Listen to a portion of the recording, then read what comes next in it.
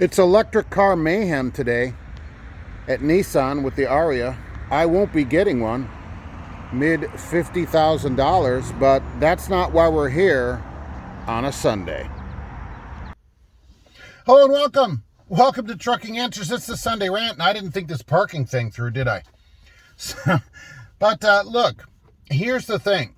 This week, CFI, Millis, and Heartland all together asked for an exemption from the entry-level driver training rules so that they can have trainers with less than 2 years experience. Why? Not because it's an onerous rule. They didn't say that. They didn't say, oh, it's not necessary to have people with that much experience. No, that wasn't their argument. The argument is they can't get anybody with 2 years experience. So they want to only have 1 year experience. Now, this is interesting because in their pleadings, let's put it that way, they said that they have 500 to 700 new people per year combined. And between the three of them, they only have 131 trainers. Isn't that interesting? Between those three companies, they can only find 131 people that have more than 2 years experience. What does that tell you? You know, I always say that about these companies that talk about safety. We want the road to be safe. And then they're like, oh, but we want trainers that have absolutely no experience and they're not ready to train yet. Because, look, I've said 5 years before you're a trainer, period. You don't improve your industry. You don't improve anything by having less experienced people do things. You improve it by having more experienced people do things.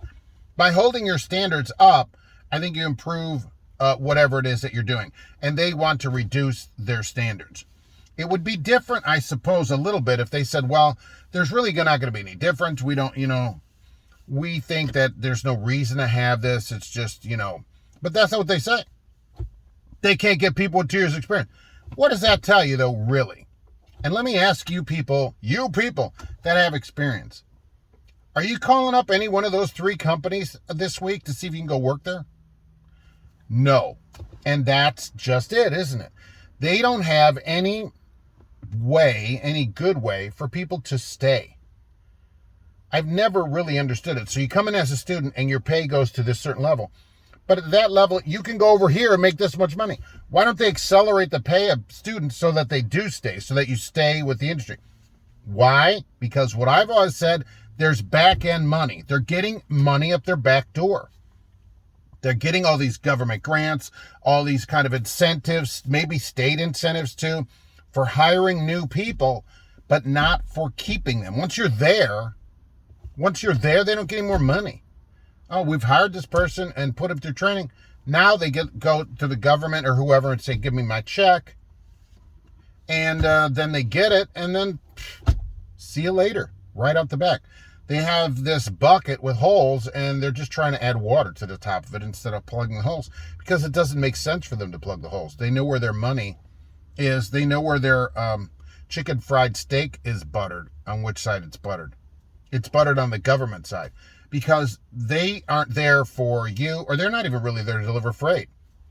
These training companies, I think, in my opinion, are just there to get government money. I'd love to see their numbers on this, but they won't ever produce them. Like, how much money do they make on the trainers? On the training part of what they're doing versus how much money they make on hauling freight. Some of these companies, when they finally do release numbers, like if they go bankrupt or whatever once in a while, you'll see that they made more money on selling trucks and training people than they do in moving freight. It's crazy. It's crazy. But for them to say, well, we want a reduction in the limit because we just can't get anybody. Well, go do better.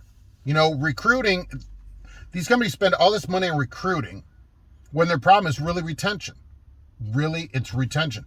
Because obviously the people there, if they're getting 500 to 700 people now, right now, where are those people? Wouldn't they still be there 2 years later? No, most of them are not even in the industry right now, I bet. Much less still at the company they start from. And that's the company's fault.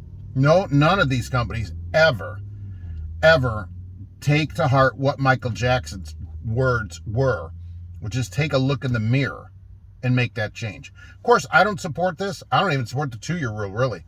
But to have a reduction, why do they just get a reduction too? Absolutely not. We don't open this door for them. Just say no. right? I don't know how many other sayings I can bring up for this.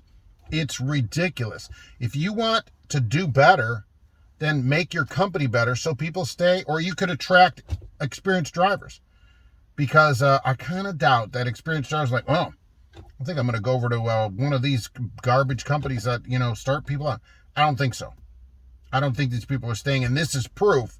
This very exemption is proof that they really hardly have any people that have any level experience. Do you know at my place, I was thinking about this, and I don't actually have the numbers, but I was thinking of people that I know. I bet half of our drivers or more have 10 or more years just at our company, much less driving experience. So at least I'd have to go through the numbers of everybody, but that's way better apparently than these places are doing. Okay, what do you think? Should they get an exemption so that they have trainers with virtually no experience? I don't think so. All right. Thanks for watching, and we'll be back soon with another Trucking Answers.